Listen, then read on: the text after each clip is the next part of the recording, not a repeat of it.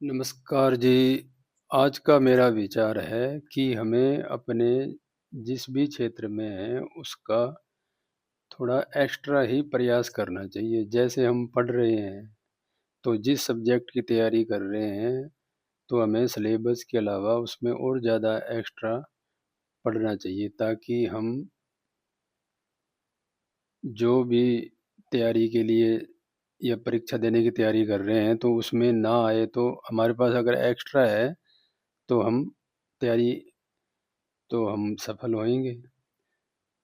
कहावत है ना कि अगर गीदड़ का शिकार करना है तो शेर का सामान ले जाना चाहिए जंगल में। तो इंसान को हमेशा ही तैयारी अपने एक्स्ट्रा ही करनी चाहिए। अब जैसे समुद्र में आप लोगों ने कभी देखा ही होगा कि जहाज होता है तो उसके अंदर लाइफ राफ्ट बोट होती है। मान लो जहाज डूबने लगे तो वो बोट होती है और वो रबड़ की और उसमें कोई इमरजेंसी का सामान होता है ताकि जो उसमें अपनी जान बचाने वाले कई 2-3 दिन तक भी रह सकते हैं, जो उनका ज़रूरी सामान होता है।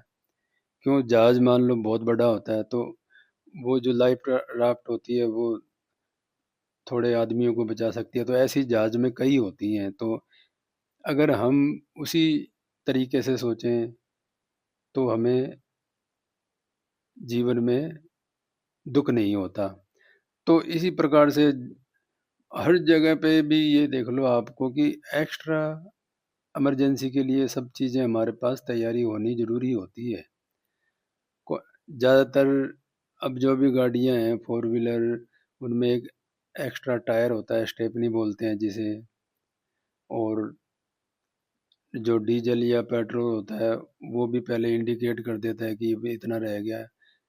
तो सारी चीज़ जो व्यवस्था है जीवन की या समाज की वो एक्स्ट्रा ही होती है।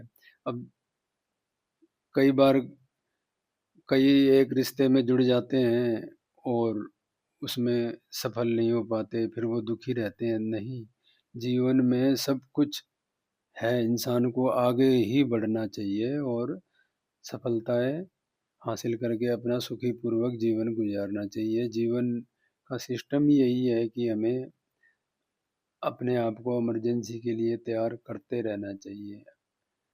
ठीक है जी, राम राम, जय हिंद।